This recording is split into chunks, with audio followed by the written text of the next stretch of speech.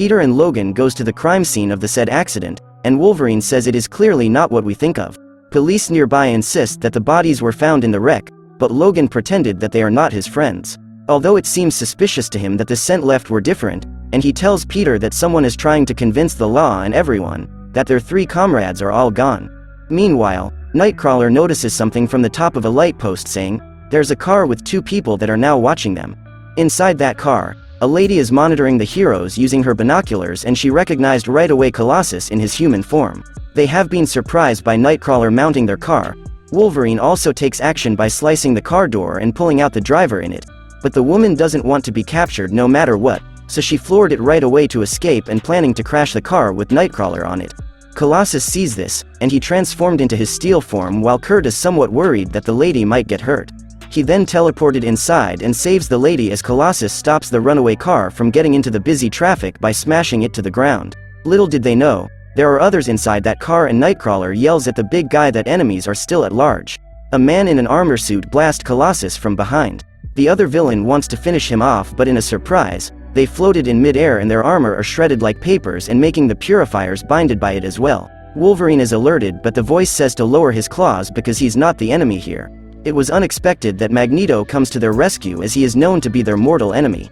Back with Kitty, they are getting impatient with their long hours of waiting, but as they are about to leave, people not familiar to them inspects the module that they broke. 3 villains are on the lookout while one of them is fixing now the machine. Kitty suggests that she's gonna do some scouting and phased herself beneath the ground to be mobile. Phasing for the girl is like swimming, she can't breathe under the earth and she can't see either where she's going. As soon as the tech guy switches on the machine, it detected right away a mutant and Illyana has been spotted. But it was too late for her and she was gone down. Kitty hears it from afar and fears the worst for her friend. One of them asks if she's dead, and the lady replies that she's just been electrocuted.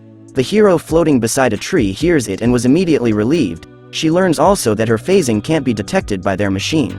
Then she blames herself for leaving her friend behind, that she prioritized to follow them, then seek help first from the other X-Men. She then phases into the trunk of the car as the enemies inside are now leaving with the unconscious Illyana. Inside the mansion, Wolverine is now interrogating the Purifiers they just caught, but all of them seem stubborn of not telling anything. Then Logan shows his claws, reminding the tough guy of what he did to the car. One by one he shoots out his claw to his face, and before the count of 3, Magneto interrupted him, suggesting an alternative way. The guy nervously lets them know that he's not afraid of the muties, as Magneto now takes action and made the guy float in mid-air in front of him. Others are concerned if this is really necessary, but Logan agrees with what Magneto is doing to them. Meanwhile, at a laboratory, Charles Xavier is still alive and being held at a secret facility.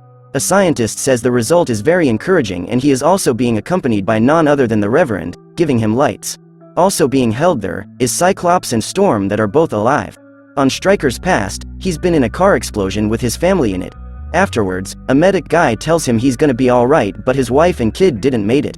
Years passed by and he's been in a spiral of drinking and fighting, but since he is a decorated Class A soldier, the military turned a blind eye on him, for he has suffered a terrible loss. But fate changed his life when he read a magazine article about Charles Xavier and his students. He prayed for guidance and it was given to him. The Lord created man and woman, but mutants broke that sacred mold. As now Stryker thinks that he had been chosen to lead the fight against the mutants. Back to the lab, he asks how did he learn about the X-Men. Stryker says Xavier's liaison officer is an FBI agent who passes him the information from the school. He believes that the professor is leading humankind to our destruction. Scott asks again if they were such a threat, why he is keeping them alive then. The enemy says he has his own reason, which he will learn soon enough. He then made a phone call instructing someone to eliminate the Pride Girl.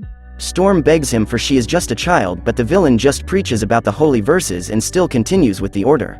This made Storm very angry as the weather outside begins to shift into a violent lightning cloud. At the south of Bronx, the thugs that took Colossus' sister notices the unfavorable weather when he heard on the news that it will be a clear sky that day. It is no concern to us, the woman says. Then it is revealed that they have detected Kitty sneaks inside their trunk, so they shoot bullets on it. But they are surprised that no one is there anymore, so the woman looks again at her sensor device and says that Kitty is now on the move as she orders her men to go chase after her. The girl in the meantime manages to get far away and feels lightheaded with all that gas fumes in the car. She can hardly concentrate, much less phasing herself, and the neighborhood she's in right now is a little sketchy for her. She sees a fire nearby and with people now asking them for help because she's being chased after. A group of untrustworthy men greeted her and wants to help her, but the woman changes her mind immediately. One of the men grabs her from behind, but ironically, the villain is now saving her from the bad men. As the gang is getting distracted, the hero manages to catch her breath and successfully phased out beside the wall. The lady shoots at her, but the wall already blocked the bullet. Kitty drops on a dirty alleyway, but it's better to be there because it's safe, as she now follows a line of businesses around the neighborhood. She later finds a payphone inside an establishment and now calls, hearing Kurt's voice on the other side of the line. In a hysterical voice she yelled she's on Rusher Street in the Bronx right now and she's in trouble, but then she is caught in a big explosion destroying everything.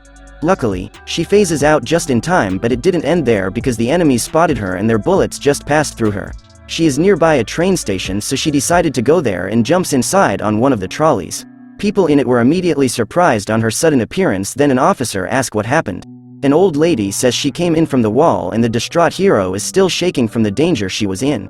Still, her trouble is not over yet as the Purifiers breaks the ceiling and hit the kind officer protecting her. The enemy says that they just want the girl. Kitty begs for them for the officer's life, but the goon says if he is gone, they have a perfect case to pin on the mutant. Lo and behold, the train they're in is floating in mid-air as Magneto uses his powers to lift it. The Purifiers saw him and starts firing at him, but the Master of Magnetism easily deflects both bullets and their energy bolts. Yet still they keep on firing, which are immediately been smashed by the mutant. The other heroes came into action as well, beating all of the Purifiers in sight, destroying their equipments. And the X-Men easily knocks them all out one after the other. Kitty is surprised to see Magneto allying with the group, but she begs them that the officer still needs some immediate help. Magneto then easily pulls out the jacketed bullet from the man to save him. Then Nightcrawler appears saying he has gone from the Strikers Island prison.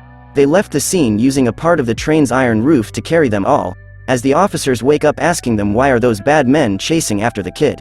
Magneto replies that those men swore to eliminate the mutants and they are serving a man called Reverend William Stryker. Meanwhile, Charles, who is still under a trance, is hearing holy verses from a voice not known to him but answers it that he believes.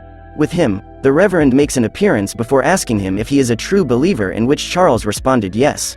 The Reverend asked him to prove his loyalty, but Charles denied him by saying they are my children. But to prove his worthy of him, his deteriorated mind has been brainwashed of attacking both Cyclops and Storm, and the scientist confirms that the mutants' vital signs are now negative. Stryker sees this as a success, and he can't imagine if they control him to do that again to total strangers. Next, the scientist Dr. Ramsey is now heading back to home and tells his driver that he will just take a shower at home, and an hour after that, he's going to the garden for the rally. But as soon as the vehicle accelerates, Kitty appears before him and phases him out of the car without making a noise to alert the driver. Dr. Ramsey pushes her back, then recognized her as the mutant who he taught has been eliminated by the Purifiers. He's not even aware of the tail grabbing him and pulled him up. It was Nightcrawler, and tells him that Kitty has 9 lives. Then he demanded some information from the scientist, but he refused of saying anything. Kurt is clever. He scares the scientist, telling him of many ways how to eliminate him, and it seems working to his favor. Subscribe to watch more videos like this. See you on the next one.